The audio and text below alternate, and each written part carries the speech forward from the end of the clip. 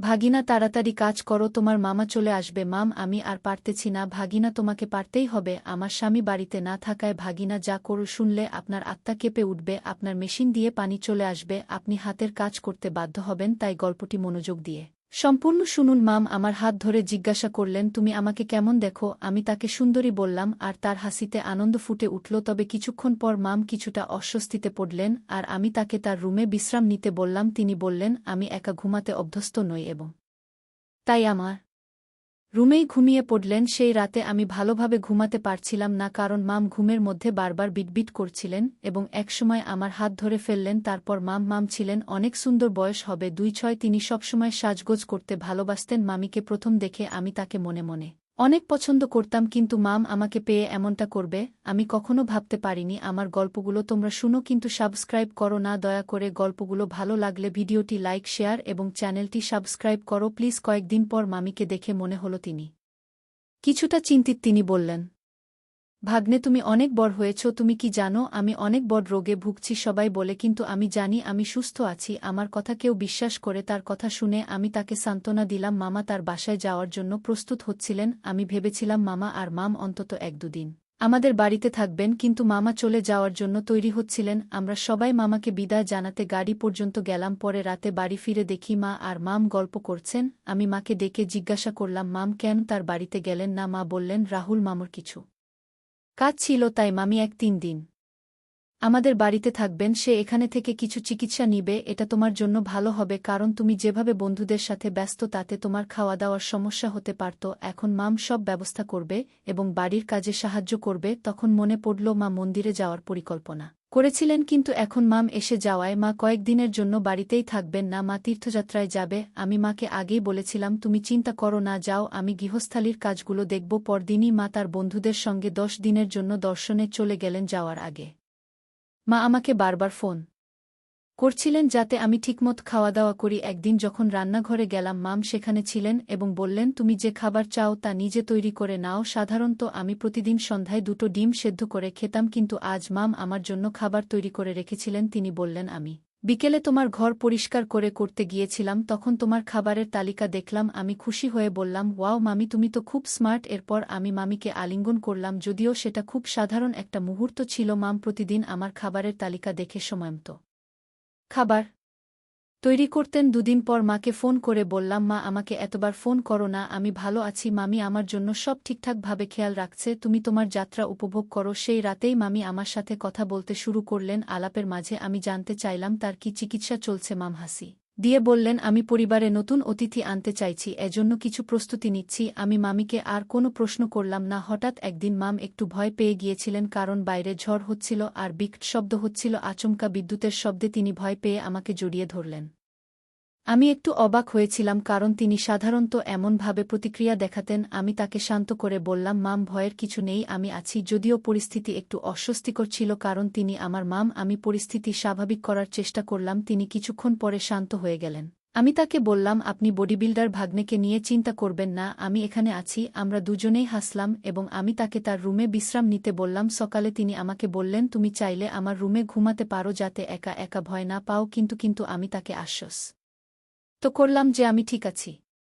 বিকেলে যখন তিনি তার চিকিৎসার জন্য বেরলেন, তখন আমি ঘর পরিষ্কার করতে ব্যস্ত ছিলাম। একদিন রাতে ঘুমানোর আগে যখন আমি আমার রুমের আলো নিভিয়ে দিচ্ছিলাম, তিনি দরজায় নক করলেন। দরজা খোলার পর তিনি আমাকে জিজ্ঞাসা করলেন, সব ঠিক আছে তো? ভয় পাওয়ার কিছু নেই, আমি আছি। এটা ছিল মামির যত্নের প্রকাশ এবং আমি মৃদু হেসে তাকে আশ্বস্ত করলাম যে সব ঠিক আছে। মাম কিছুটা চিন্তিত ছিলেন। তিনি বললেন, রাহুল, আজ আমি আমার বোনের রুমে একা ঘুমাতে পারবো না। আমার মাথায় অদ্ভুত চিন্তা আসছে। তুমি কি আমার রুমে ঘুমাবে? না হলে আমাকে তোমার রুমে ঘুমাতে দাও। আমি তাকে শান্ত করে জিজ্ঞেস করলাম, কিসের ভয় হচ্ছে? তিনি বললেন যে ডাক্তারের কাছে আমি যাচ্ছি, তার চিকিৎসা নিয়ে কিছু অস্বস্তি লাগছে। জানি না সে কি করবে, কারণ সে পুরুষ ডাক্তার ছিল। আমি তাকে বোঝানোর চেষ্টা করলাম যে সবকিছু ঠিক আছে, কিন্তু মাম তখনও কিছুটা বিচলিত ছিলেন। তিনি আমাকে শক্ত করে ধরেছিলেন, যেটা আমাকে কিছুটা অস্বস্তিতে ফেলেছিল। আমি তার চিন্তা দূর করতে চেষ্টা করলাম এবং তাকে বললাম, সব ঠিক আছে, তোমাকে ভয় পেতে হবে না। এরপর মাম ধীরে ধীরে শান্ত হলেন। কয়েকদিন পরে আমরা হাসপাতালে গিয়েছিলাম, যেখানে তার চিকিৎসা হচ্ছিল। ডাক্তার খুব দয়ালু এবং অভিজ্ঞ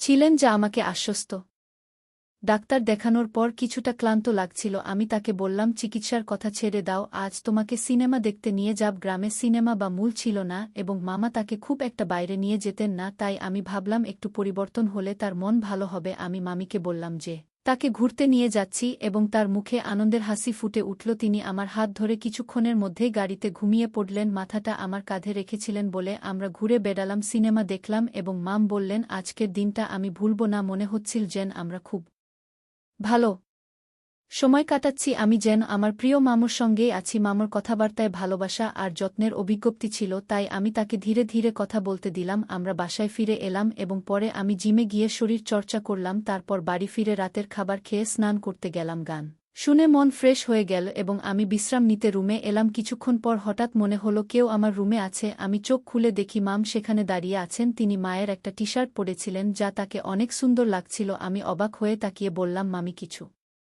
দরকার ছিল? তিনি বললেন, রাহুল, তুমি প্রতিদিন জিম করে এত কষ্ট করো, তাই শুধু জানতে চাইছিলাম তোমার শরীর কেমন আছে। আমি একটু বিব্রত হলেও হেসে বললাম, আমি ঠিক আছি মামি। তিনি দুঃখিত হয়ে বললেন, ভুল হয়ে গেলে শরীর। তারপর তিনি রুম থেকে বেরিয়ে গেলেন। আমি বুঝতে পারলাম তিনি কেবলমাত্র আমার যত্ন নিচ্ছিলেন আর তাই পরিস্থিতি সহজভাবে নিলাম। এরপর থেকে মা আমি আমার শারীরিক যত্নের প্রশংসা করতে থাকলেন। তিনি বললেন, তুমি তোমার শরীরের ভালো যত্ন নিয়েছ। তার কথায় আমি কিছুটা লজ্জা পেয়েছিলাম, তবে বুঝতে পারলাম তিনি সেফ আমার ভালো থাকার কথা বলছেন। তিনি মায়ের টি শার্ট পরেছিলেন যা তাকে অনেক সুন্দর করেছিল। তিনি আমার সামনে এসে বসলেন। আমি মজা করে জিজ্ঞেস করলাম, তুমি কোথায় যাচ্ছ মামি? তিনি হাসতে হাসতে বললেন, তুমি আমাকে সব শিখিয়ে দিতে হবে। আমি তার কথায় অবাক হয়ে গেলাম। তিনি বললেন, আমি শুনেছি শহরের মহিলারা ঘুমানোর আগে মেকআপ করে। আমি কিছুদিন পর শ্বশুর বাড়ি যাব, তাই একটু চেষ্টা করছি। শ্বশুর বাড়ি গেলে তো এমন সাজগোজ করতে পারবো না আর এমন পোশাকও পরতে পারবো না। এরপর মাম আমার হাত ধরে জিজ্ঞাসা করলেন, তুমি আমাকে কেমন দেখো?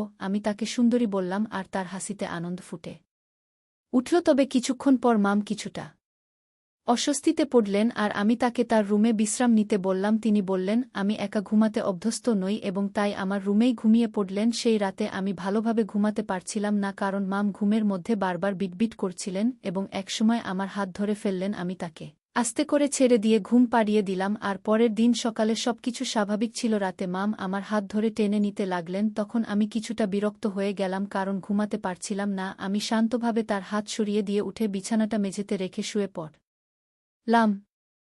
তবে সারারাত ঘুম আসেনি। মনে হচ্ছিল যে মামিকে তার বাসায় ফিরে যাওয়া উচিত। পরদিন দুপুরে ঘুম থেকে উঠলাম, তখন বাবাকে বাইরে দেখলাম। বাবা আমাকে বললেন, রাহুল, কেবলি উঠলি? আমি কোনো অভিযোগ না করে বললাম, হ্যাঁ, রাতের সিনেমা দেখে দেরি করে ঘুমিয়েছি। তিনি বুঝতে পারলেন এবং নিজের রুমে বিশ্রাম নিতে গেলেন। বাবা বাসায় ছিলেন বলে আমি মাথা নিচু করে দ্রুত খাবার খেয়ে নিলাম। পরের দিন সকালে বাবা নাস্তা করে বললেন যে তিনি মাত্র একদিনের জন্য এসেছেন এবং 4 দিন পর আবার ফিরবেন। এটা শুনে মামির মুখে কিছুটা অস্বস্তি দেখা দিল মনে হচ্ছিল।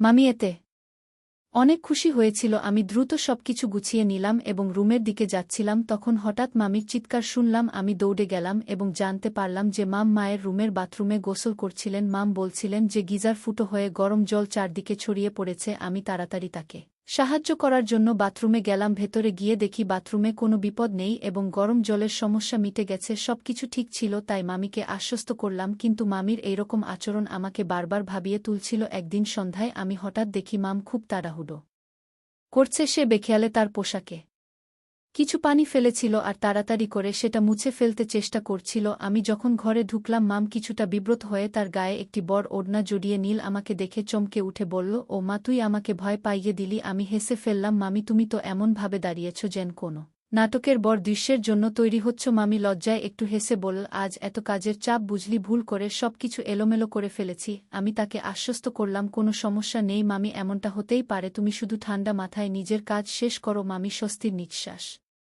ফেলে